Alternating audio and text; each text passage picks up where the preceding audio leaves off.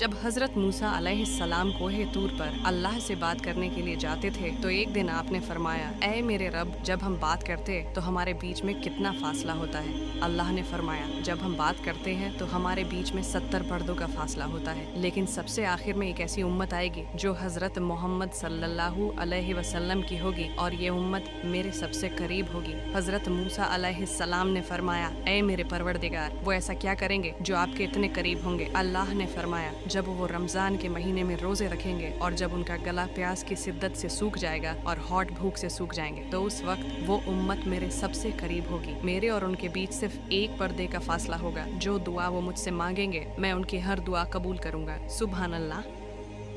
हज़रत खालिद बिन वलीद जब भी किसी मैदान जंग में उतरते तो अल्लाह ताला से शहादत की दुआ करते। हज़रत खालिद बिन वलीद ने तकरीबन 100 से भी ज़्यादा जंगें लड़ी हैं और आपने एक भी जंग में शिकस्त नहीं खाई। जब सल्तनत हज़रत उमर बिन खत्ताब के हाथ में आई तो आपने 2 मजबूत फ़ौजें रोमन एम्पायर और पर्शियन एम्पायर की तरफ भेजी। जो फ़ौज रोमन एम्पायर की तरफ भेजी गई थी उसकी कमान हज़रत खालिद बिन वलीद के हाथ में थी। हज़रत खालिद बिन वलीद ने बहुत जल्द रोमन एम्पायर के ज़्यादातर हिस्से को फतह कर लिया था और दूसरी तरफ मुसलमानों की फौज पर्शियन एम्पायर से बुरी तरह शिकस्त खा चुकी थी। जब हजरत उमर को इस बात का पता चला तो उसने फौरन हजरत खालिद बिन वलीद को वहां भेजा और पर्शियन एम्पायर के तमाम इलाकों को फतह कर लिया। इतिहास आज भी इस बात की गवाही देता है कि जिन इलाकों को खालिद बिन वलीद ने फतह किया था वो इलाके आज भी मुसलमानों के कब्जे में हैं।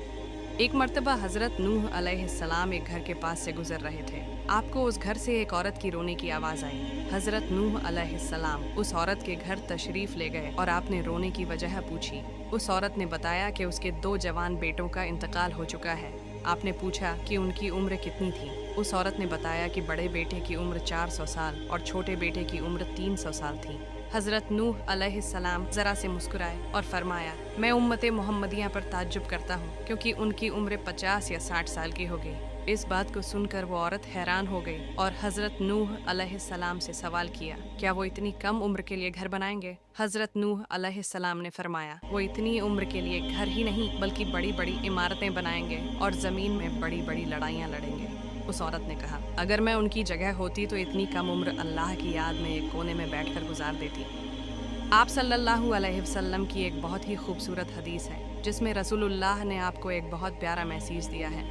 अबू हुरैरा रजी अल्लाह अन्हु से रिवायत है कि आप सल्लल्लाहु अलैहि वसल्लम ने फरमाया, मेरी उम्मत में मुझसे सबसे ज़्यादा मोहब्बत करने वाले लोग वो होंगे जो मेरे बाद आएंगे। उसमें से हर एक शख्स की ये ख्वाहिश होगी कि काश वो अपने अहलो अयाल और माल की कुर्बानी देकर मुझसे मिलने आएंगे और ये चाहत होगी कि मुझे देख ले।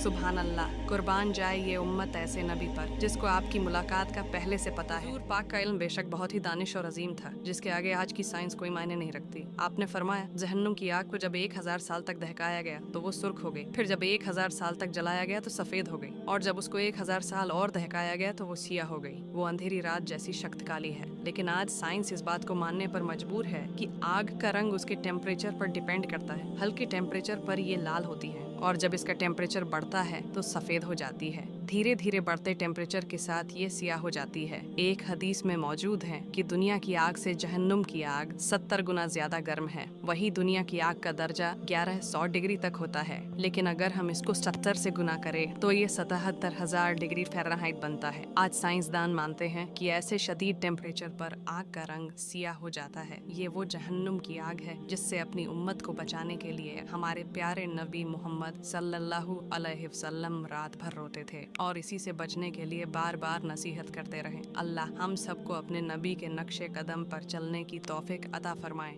जब हज़रत ईसा अलैहिस्सलाम दज्जाल और याजूज माजूज को इस दुनिया से मिटा देंगे तो दुनिया पर एक ऐसा वक्त आएगा जहां एक मुसलमान से दूसरे मुसलमान के बीच ज़रा भी दुश्मनी ना होगी। जब ये वक्त होगा तो पूरी दुनिया में इस्लाम ऐसे फैलेगा जैसे कि ज़मीन पर पानी। कोई ऐसा घर नहीं बचेगा और कोई ऐसा खेमा नहीं बचेगा जिसमें अल्लाह का दीन दाखिल ना हो जाए। इस वक्त में अल्लाह ताला ऐसी बरकतें नाजिल फरमाएगा जो इससे पहले कभी इस दुनिया में ना आई होंगी। कहा जाता है कि एक अनार पूरे घर वालों के लिए काफी होगा, एक बकरी का दूध पूरे कबीले वालों के लिए काफी होगा। लेकिन हजरत ईसा अलैहिस्सलाम की वफात के बाद दोबारा से इस दुनिया में बुराई का आगाज होगा। बुराई दुनिया में इस कदर फैलेगी कि लोग ये भूल जाएंगे कि उनका मजहब क्या है और कोई नबी इस दुनिया में आया भी था या नहीं। जिना आम हो जाएगा और दोबारा से फितना फसाद बढ़ जाएगा। अल्लाह ताला अपने नेक बंदों को इस दुनिया से उठा लेगा, सिर्फ बदकार लोग बाकी होंगे। उसके बाद अल्लाह ताला इन लोगों पर कयामत नाजिल फरमा देंगे। कयामत जब इस दुनिया में नाजिल होगी तो ये एक भयानक मंजर होगा, जिसके बारे में नबी करीम सल्लल्लाहु अलैहि वसल्लम ने अपनी उम्मत को बहुत सी निशानियां पहले ही बता दी थी।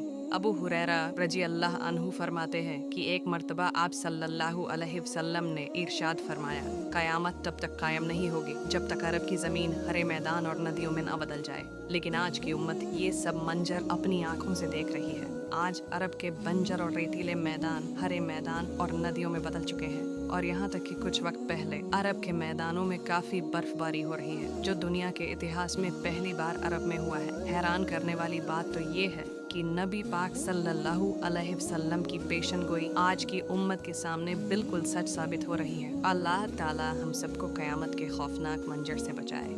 बेशक इस दुनिया में आने वाला हर एक पैगंबर सच्चा था, और उनकी सच्चाई हर एक मुसलमान को आज भी इस दुनिया में दिखाई देती है। हाल ही में साइंसदानों ने दुनिया के सबसे ऊंचे पर्वत माउंट एवरेस्ट पर मछली का एक कंकाल पाया है, और कई पानी के अलग अलग जानवरों के भी कंकाल यहाँ पर डिस्कवर हुए हैं। लेकिन समुद्र तल से इसकी ऊंचाई लगभग 29,000 फीट है। यहाँ पर सोचने वाली बात तो ये है कि ये पानी के जानवर यहाँ पर कैसे पहुँचे। लेकिन साइंसदानों का कहना है कि कभी इस दुनिया में एक ऐसा जल प्रलय आया था जिसके कारण ऐसा हो सकता है। अगर हम बात करें इस जल प्रलय की, तो ये हजरत नूह अलैहिस्सलाम के दौर में आया था, जिसमें सिर्फ चंद लोग ही बच पाए थे। ये ऐसा जल प्रलय था जिसने बड़े बड़े पहाड़ों को अपनी गोद में समेट लिया था, और ये तकरीबन 40 दिनों तक इस दुनिया में बाकी रहा था। इस बात को न साबित करते हुए भी ये अल्लाह ताला का एक करिश्मा भी हो सकता है। पाक अल्लाह ताला की एक अहम किताब है, जिसमें ऐसे ऐसे राजों का पर्दाफाश किया गया है जिनको साइंस आज तक नहीं ढूंढ पाया है। अल्लाह ताला कुरान में फरमाता है,